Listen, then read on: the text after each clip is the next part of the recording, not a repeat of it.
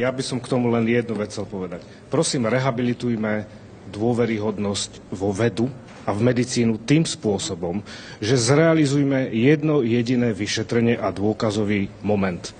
Zoberme šarže vakcín, ktoré sa používali v slovenskej populácii, zoberme súdneho znalca, ktorý robil tieto analýzy, vypracoval súdno-znalecký posudok, zároveň zoberme odborníkov zo SAUky a zrealizujme pred verejnosťou jeden pokus, ktorý potvrdí alebo vyvráti to, čo tvrdím ja, alebo to, čo tvrdí SAUka, pretože to bol veľký rozsah. My sme aplikovali niečo, o čom môžeme tvrdiť, že to bolo bezpečné v takom veľkom rozsahu pre 2,8 milióna ľudí.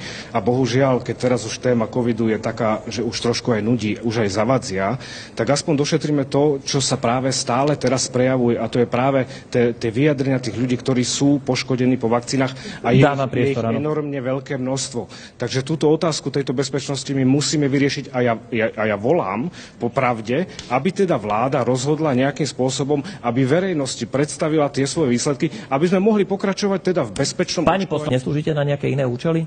Nehrá sa s vami nejaká hra? Som nezávislý poslanec, ktorý má jednu nohu v parlamente a druhú nohu vo vláde.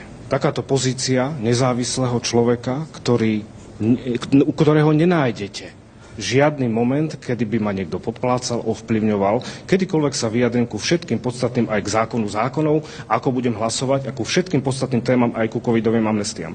Absolútne s tým nesúhlasím. Moja pozícia nie je zneužitá a volám, aby sa jednoznačne potvrdilo alebo vyvrátilo to, čo tvrdí súdny znalec, a nech do toho nevstupuje inštitúcia, ktorá síce sa zakladá na vedeckých podkladoch, ku ktorej už dnes viem dať minimálne 25 dôvodov, ktoré spochybňujú postupy, ku ktorým sa ona dostala pri tých záveroch.